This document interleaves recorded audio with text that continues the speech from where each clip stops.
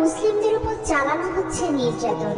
সে দেশের প্রধানমন্ত্রী নরেন্দ্র মোদী মানতে নারাজ যে ভারতের ইতিহাসের রন্ধ্রে রন্ধ্রে রয়েছে মুসলিমদের নাম। সেই নির্যাতিত মুসলিমদের নিয়ে এক হিন্দু মা ও তার ছেলের কথোপকথন শুনে আসে। আচ্ছা মা, তাজমহল এত সুন্দর, তাজমহল কি আমরাই বানিয়েছি তাই না? না তো, যিনি বানিয়েছিলেন ওনার নাম সম্রাট শাহজাহান, উনি মুসলিম ছিলেন। ও আচ্ছা, তাহলে কুতুব মিনার নিশ্চয়ই আমরা বানিয়েছি?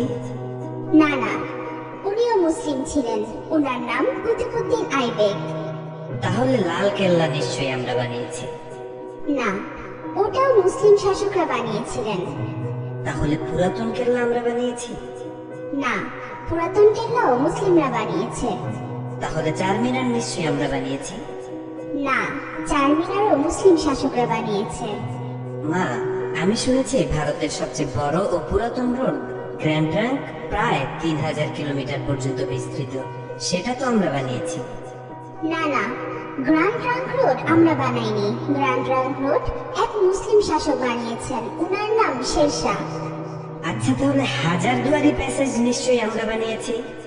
না বেটা, এটাও মুসলিম শাসকরা বানিয়েছে। আচ্ছা, তাহলে মুঘল সাম্রাজ্য আমাদের ছিল তাই না? না, মুঘল সাম্রাজ্য মুসলিমদের সাম্রাজ্য ছিল। আচ্ছা, জয় হিন্দ এই শব্দটা কি আমরা প্রথম তৈরি করেছিলাম? না, এটাও একজন মুসলিম প্রথম বলেছিল।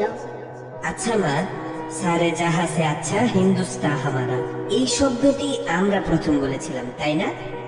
না, এটাও একজন মুসলিম কবি লিখেছিলেন, ওনার নাম ইকবাল। তাহলে প্রথম স্যাটেলাইট লঞ্চ নিশ্চয়ই আমরাই করেছিলাম?